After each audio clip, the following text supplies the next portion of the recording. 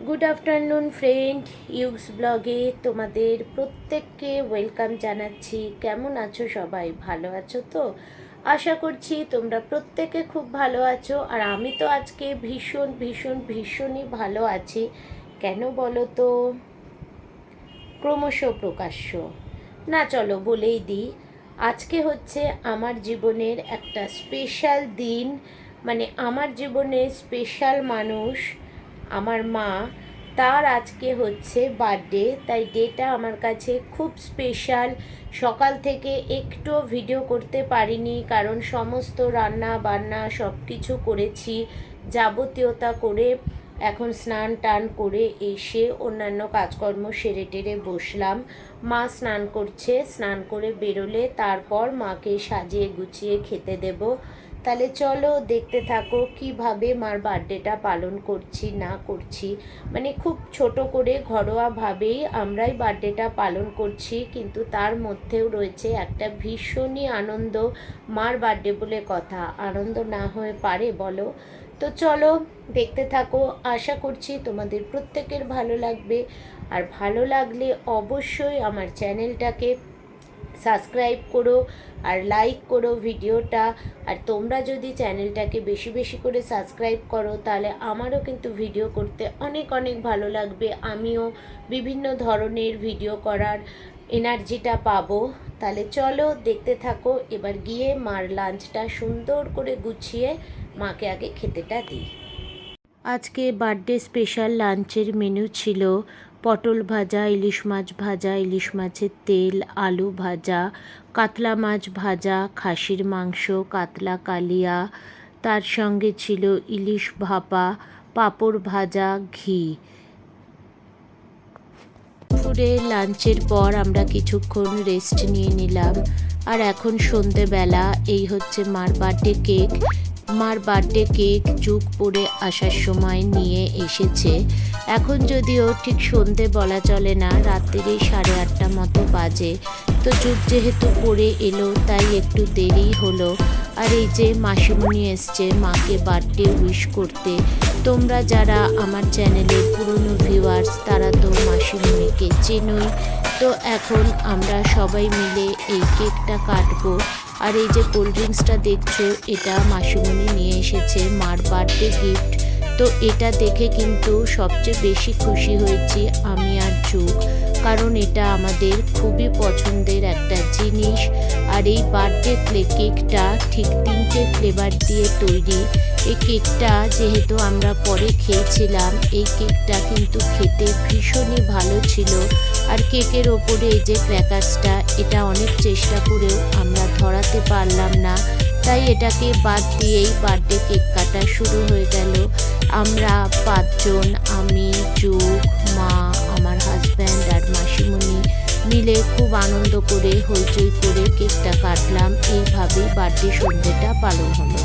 সন্ধেবেলা আজকে মার জন্মদিনে কেক কাটার পর আমরা অনেক আনন্দ করলাম, অনেক মজা করলাম, কেক খেলাম, কোল্ড ড্রিঙ্কস খেলাম। তারপর মাসিমণি চলে যাওয়ার পর একটু রেস্ট নিয়ে এখন চলে এসেছি রান্নাঘরে সুজিটা বানাতে। এখন এই রাত্রির 12টা মতো বাজে। আর আমি যেহেতু রাত্রিরে অন্য কিছু খাই না, সুজি খাই, তাই এখন এসছি সুজিটা বানাতে। আর আমি কিছুদিন আগে একটা ব্লগ ভিডিওতে দেখেছিলাম যে সুজির মধ্যে এরকম ছোট এলাচ গুঁড়ো করে দিলে ফ্লেভারটা খুব ভালো হয়। তো সেই জন্য একটু ছোট এলাচ গুঁড়ো করে নিলাম। আর আগে যখন আমি সুজি বানাতাম তখন ঘি দিয়ে তার মধ্যে সুজিটা ভাজতাম, কিন্তু এখন যেহেতু আমি ঘিটিগুলো কিছুদিন যাবৎ খাচ্ছি না, তাই আর ঘি দিইনি, শুকনো খোলাতেই সুজিটা ভাজলাম। তারপর তার মধ্যে একটু গরম জল অ্যাড করে দিলাম। আর এখন দিচ্ছি এর ভেতর কিশমিশ। যেহেতু সুজিতে আমি কোনো মিষ্টি দিই না, তাই জন্য এরকমভাবে কিশমিশ দিয়ে সুজি খেতেই আমার অনেক বেশি ভালো লাগে। তো আজকে রাতে আমার আর আমার হাজব্যান্ড দুজনের জন্যই সুজি বানাবো। ও রুটি দিয়ে খাবে আর আমি শুধু সুজিটাই খাবো। তো প্রথমে আমার সুজিটা একটু শুকনো শুকনো করে বানিয়ে নিলাম। আমার একটু ঘন সুজি খেতেই বেশি পছন্দ, তো আমার সুজিটা বানিয়ে তার মধ্যে অনেকটা কিশমিশ দিয়ে দিলাম। আমার সুজিটা প্রায় তৈরি হয়ে গেছে। এবার এটা আমি তুলে নেব আর তারপর আমার হাজব্যান্ডের সুজিটা বানাবো।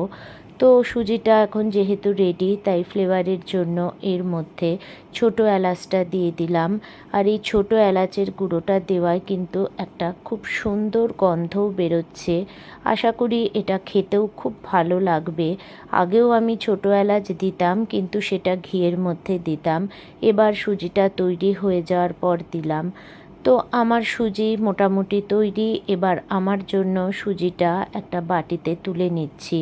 আর সুজি আমি একটু করে তুলি, তার উপর দিয়ে কিছুটা করে শুকনো কিশমিশ দিয়ে দিই, আবার একটু সুজি দিই, আবার একটু কিশমিশ দিই।